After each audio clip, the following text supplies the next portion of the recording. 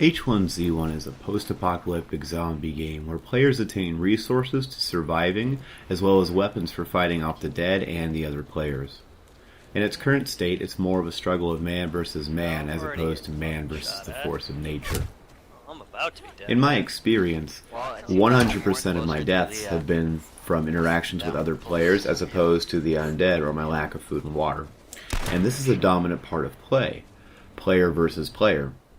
So because of this, the gameplay itself is a match of intellect, and at its core is very rudimentary aspects of game theory. To start, first mover advantage. Let's say you're over a hill and you see somebody running in the distance. You have a gun, and they do not know that you are there. This is a one-player game with a simple yes or no payout box. Shoot or don't shoot. If you don't shoot, you end up with a payout of 1. You lose nothing, and they never discover you're there, you just hide out. If you do shoot, there's a payout of 2, because hopefully you've shot them and killed them. But that brings up another cell of options, doesn't it? So now it's no longer a simple choice. If you do shoot and miss, you are now at a disadvantage. The player knows it's being watched and could take action against you, or they run away. If they get away, then there's a payout of 0, because you've wasted ammo and alerted people to your area. You've gained nothing and possibly put yourself in danger. But if the person engages you, now we have a modified payout box. So now we have 4 options for this simple game. Shoot and kill them without alerting them as a 2. Don't shoot at all as a 1. And shoot and kill into shootout as a 2 for itself as a micro game. But now this adds a 4th option of shoot and die in the shootout, which results in a payout of 0. This shows the basic risk and reward system that drives the PvP. So all in all, keeping it as simple as possible, if you have a shot, your options are best if you take it. But now, let's explore just one more game to show variety in the payout boxes based on situations. Both of you have noticed each other. Your guns are drawn but not aimed.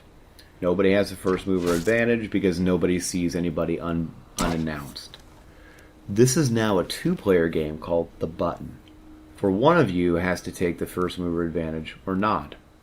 If both of you don't shoot, neither of you die, and you both walk away with your things, it's a 1 for both.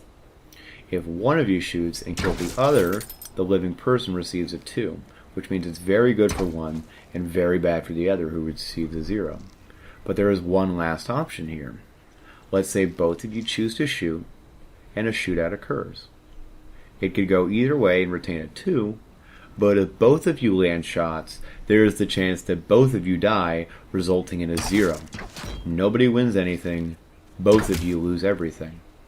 So if we were to follow the box in both scenarios, and trust that other players would follow the same rules on a 100% simplistic standpoint, we would find ourselves in the world of H1Z1, where the optimal strategy is truly just to shoot first and ask questions later.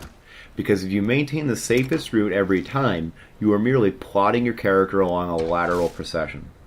The only way to significantly move up in the game is to take the shot, especially considering the inhabitants are off not looking for the most peaceful and safest option. But sometimes, as is with all games, the payout was never really favorable either way. Oh, I'm dead. Yep. That was a 308. Yeah, man, fuck that guy. He's got a 308's not that easy to fucking... Not that easy to hit with.